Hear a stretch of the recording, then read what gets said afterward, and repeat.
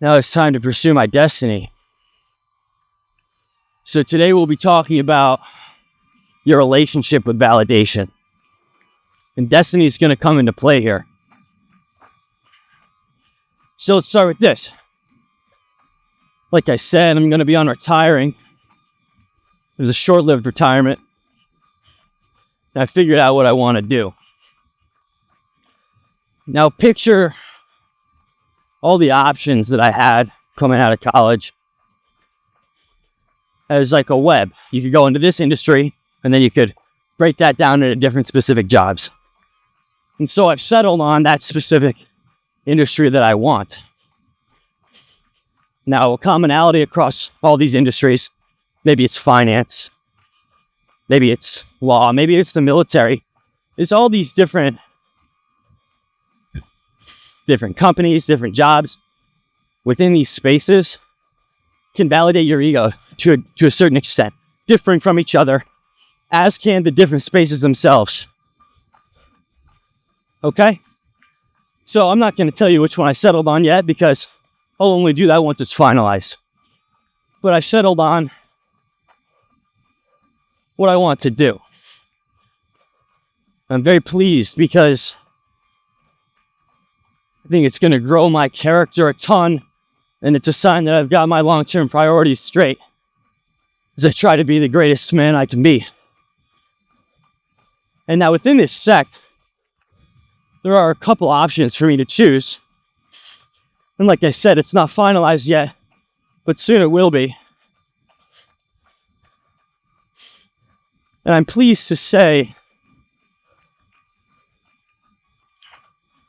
that I'm choosing the route that I believe is less of an egoistic choice. One of the jobs, I would say, is a little bit sexier. It's got a sexier name, it's got maybe a sexier group of people.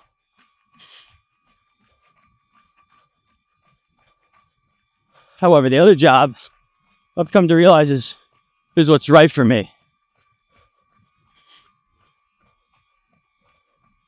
And I understand that because I understand what some of my weaknesses are. And I'm 22, and I've come to know that arrogance and ego have at times negatively affected my decision-making process. I could provide countless examples. And so by choosing this job, community, people, where ego comes into play less, that's actually a very tangible part of the job. By choosing to go into this maybe somewhat less validating space, I am becoming that version of myself that is less ego-driven and more purpose-driven, caring about the fundamentals of what I'm doing and the people around me. And these people that I'm with likely all share similar thought processes and beliefs. Maybe that's optimistic, but because of that, I expect less infighting, more personal growth, and more improvement in the areas in which I'm weakest. And so understanding your relationship with your ego, which generally I believe is a really good thing, in place by God into humankind so that we can strive to be great and live a life that is godly. While that is true, there's a balance there. So understand your relationship with your ego, understand how you seek validation, and take the risk, have the balls to do what maybe looks worse on paper, what maybe other people won't be able to really, give you a high five for, although they still will be able to. I suppose what it comes down to is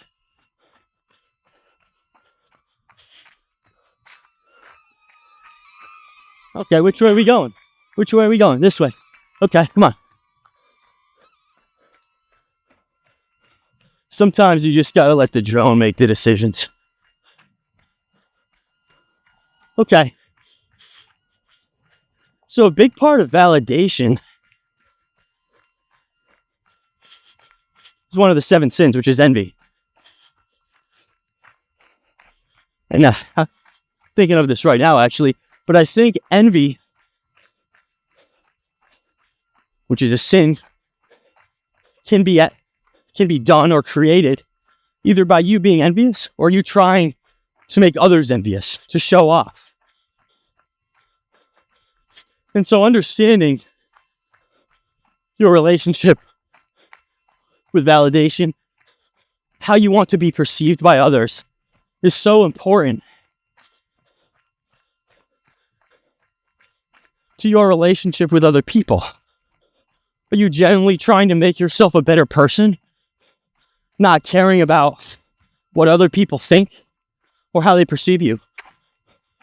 Or are you doing things for other people? Are you living for other people? Making the decision to live for yourself in accordance to oneself is a big step. And I really think I'm close. Will I do it? Stick along with me in my journey and you'll see.